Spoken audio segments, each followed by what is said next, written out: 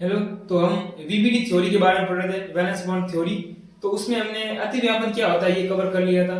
उसमें हमने पढ़ा था अतिव्यापन दो प्रकार के होते हैं, एक तो होता है अक्षीय अतिव्यापन, एक होता है पार्श्व अतिव्यापन। अक्षीय अतिव्यापन में सिग्मा बॉन्ड बनता है, वो हमने अगले लेक्चर में पढ़ लिया है। अगर आपने नहीं देखा तो पहले वो देखिएगा, तभी आपको ये वीडियो समझ में आएगा। अब हम बात करेंगे पार्श्व अतिव्यापन की। तो देखो पार्श्व अतिव्यापन, अभी इसमें क्या होता है कि जो कक्षक जो होते हैं, अतिव्यापन का मतलब मैंने पिछले लेक्चर में बताया था कि जब दो कक्षक आपस में मिल जाते हैं तभी तो बॉन्ड बनेगा। ये वीबीडी थ्योरी बताती क्या कि बॉन्ड बनता कैसे है। तो जब दो कक्षक पास में आएंगे और मिलेंगे, उस मिलने को ये केमिस्ट्री में क्या बोलते हैं, अतिव्यापन, ओवरलैपिंग बोलते हैं। क्या बोलते हैं? ओवरलैपिंग। अंतर्नाभिकीय अक्ष के लंबवत होता है अतिव्यापन। कैसा होता है? अंतर्नाभिकीय अक्ष के लंबवत। अब ये अंतर्नाभिकीय अक्ष ये समझना बहुत इंपॉर्टेंट है। देखो आपने देखो कैसे समझना है कि आपने तीन अक्ष तो पढ़ी होगी, ये एक्स, ये वाई, सॉरी इसको वाई मान लो, ये जेड, एक्स वाई जेड। अब इसको हम अंतर्नाभिकीय अक्ष मानते हैं, लेकिन केमिस्ट्री में है ना, तुम्हारी किताब में है ना, इस वाले को हम ऐसे तो एक्स मानते हैं लेकिन इसको जेड माना हुआ। क्या है? तो इसको आप कोई भी मानो, है तो लाइन ही है ना। ये जेड है, इसको तो वाई माना हुआ है और इसको एक्स माना हुआ है केमिस्ट्री के हिसाब से। किसके हिसाब से? और इसमें जब बॉन्ड बनते हैं उसके हिसाब से।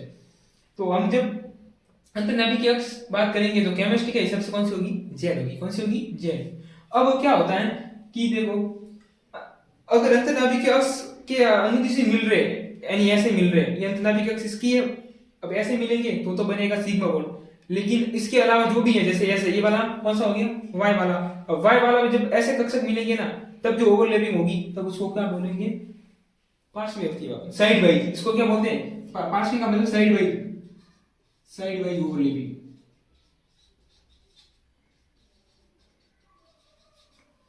अब जो पार्श्व अतिव्यापन होता है उसमें क्या होता है, ये कक्षक बहुत अच्छे तरीके से नहीं मिल पाते। जैसे कि देखो, इसके पहले हमने बात की थी अक्षीय की। अक्षीय में क्या होता है, ये इसको मिलने में बहुत अच्छे से, लेकिन यहाँ से मिलेंगे ना, बीच में से खाली रह जाएगा, तो यहाँ से कम मिलने के चांस होंगे।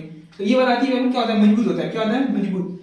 अब इसमें मजबूत होता है ना, तो ये बनने वाला बॉन्ड जो सिग्मा बॉन्ड, ये मजबूत होता है। आपने कभी सुना होगा कि सिग्मा बॉन्ड ज्यादा स्ट्रांग होता है पाई की तुलना में। क्यों? क्योंकि सिग्मा बॉन्ड जो है वो कैसे बनता है? अक्षीय अतिव्यापन से। कोई आपको कारण पूछ ले कि आपको ये तो पता है कि सिग्मा बॉन्ड ज्यादा मजबूत होता है, क्यों मजबूत होता है, तो आप क्या बोलेंगे? क्योंकि सिग्मा बॉन्ड है वो अक्षीय अतिव्यापन से बनता है। और अक्षीय अतिव्यापन में क्या होगा?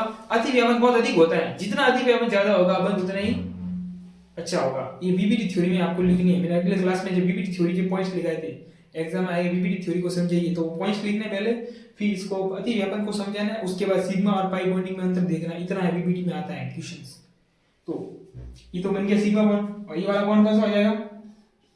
Pi bond. अब इसको मैंने पी पी बंद कहा है, यानी ये भी पी कक्षक है, ये भी पी कक्षक है, तो इसको पी बंद। चूंकि ये पाई बना है तो इसको पी पाई भी बोलते हैं। आपने पी पाई बॉन्डिंग पढ़ी होगी, तो ये पी पाई बॉन्डिंग है। ठीक है, तो ये क्या हो गया? पार्श्व अतिव्यापन। इसमें और हम क्या देखेंगे? देखो इसमें यहां तक आपने नोट कर लो पहले तो। ठीक है,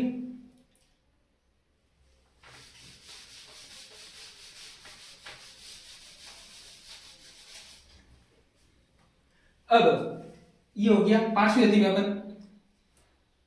अब एक तो पाई बॉन्ड, एक सिग्मा बॉन्ड,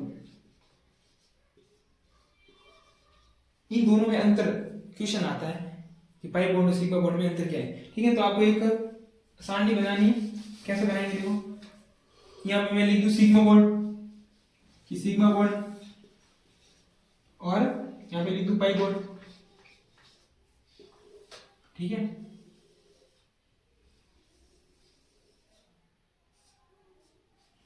तो सिग्मा बॉन्ड, इसमें पहला पॉइंट क्या लिखोगे? सिग्मा बॉन्ड कैसे बनता है? सिग्मा बॉन्ड अक्षीय अतिव्यापन से बनता है। किससे बनता है? से बनता है। दूसरा पॉइंट इसमें आप क्या लिख सकते हो? यह पार्श्व अतिव्यापन से बनता है। ठीक है, अब इसमें आप दूसरा पॉइंट क्या लिखोगे? अक्षीय अतिव्यापन से बनता है, ये पार्श्व अतिव्यापन से बनता है। अब सिग्मा बॉन्ड क्या होता है? सिग्मा बॉन्ड पाई बॉन्ड की तुलना में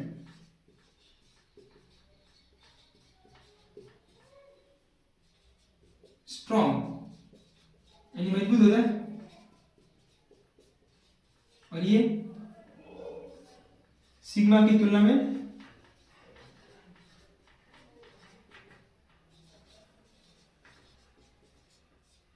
कमजोर होता है। ठीक है, अब तीसरा पॉइंट आप देखोगे, ये स्ट्रॉन्ग है और ये क्या है, कमजोर है। अब जब भी कभी बॉन्ड बनता है, जब भी किसी पर दो परमाणु के बीच बॉन्ड बनता है, तो पहला बॉन्ड हमेशा सिग्मा बॉन्ड बनता है।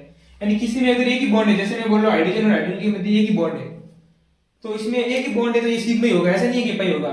तो क्या होगा, एकल बंध में हमेशा सिग्मा बॉन्ड होता है। क्या होता है, सिग्मा बॉन्ड। अब इसमें आप क्या लिखोगे, एक सिग्मा बॉन्ड बन जाने के बाद जो बॉन्ड बनता है वो पाई बॉन्ड होता है। यानी कि जहां डबल बॉन्ड हो गया ना, तो पाई बॉन्ड का कॉन्सेप्ट डबल बॉन्ड से शुरू होगा, क्योंकि पहले ये एक सिग्मा बन गया है, तो दूसरा क्या होगा, पाई। अब इसके बाद जो बनेंगे ना वो पाई बनेंगे, यानी कि हमेशा पहले सिग्मा होता है, उसके बाद पाई, उसके बाद पाई, जैसे ट्रिपल बॉन्ड है, तो ये सिग्मा, ये दोनों क्या है, पाई।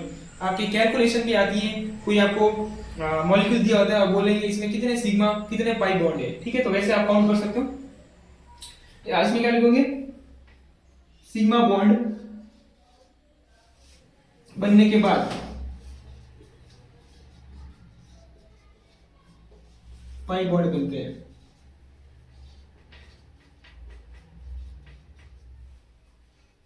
ठीक है, तो ये एकल बंध में होता है, ये सिग्मा बॉन्ड होता है, और इसमें क्या होता है, सिग्मा बॉन्ड बनने के बाद पाई बॉन्ड बनते हैं। तो इस प्रकार से आप क्या कर सकते हो, सिग्मा बॉन्ड और पाई बॉन्ड में क्या कर सकते हो, अंतर बता सकते हो। ठीक है, तो अब इसके बाद जो वीबीटी हो गया पूरा। अब वीबीटी में आपको ये कमजोरियां देखनी पड़ेगी कि आगे वीएससीपीआर थ्योरी कैसे आई, तो वीबीटी में क्या कमी रही वही बताते हैं। तो वीबीटी की कमियां वो आपको ऐसे दे देंगे ताकि आपको क्या हो जाए कि अगले वाला जो लेक्चर आएगा उसमें वीएससीपीआर और जो हाइब्रिडाइजेशन है यानी कि संकरण वो पढ़ना पड़ेगा, जिससे आप क्या होंगे, किसी भी अणु की ज्यामिति बता पाओगे, उसका आकार बता पाओगे। ज्यामिति और आकार दोनों अलग अलग चीजें, साइज एंड शेप। ठीक है, तो यहां तक आप नोट कर लो।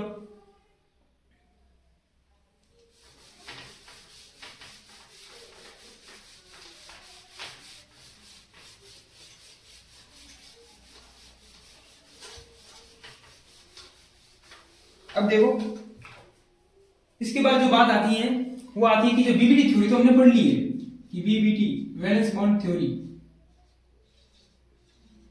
क्या वैलेंस बॉन्ड थ्योरी, संयुक्ता आबंध सिद्धांत। अब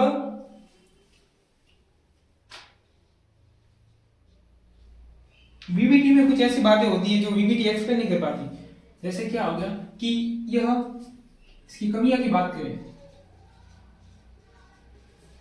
कि इसमें क्या कमियां है जिसके लिए आगे नई थ्योरी आ गई। तो पहले तो इसमें जो कमी है वो सबसे बड़ी है कि वीबीडी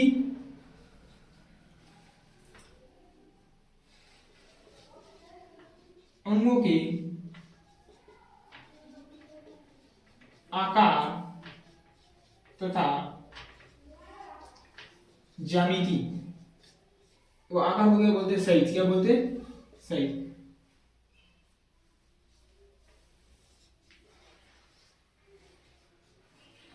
ठीक है, तो ये अणुओं के आकार तथा ज्यामिति को स्पष्ट नहीं कर पाई।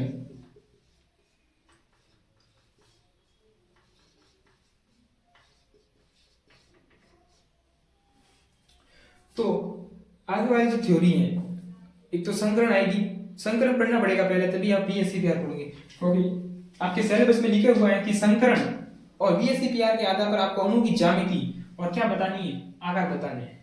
ठीक है, तो अगले लेक्चर में पढ़ेंगे वो।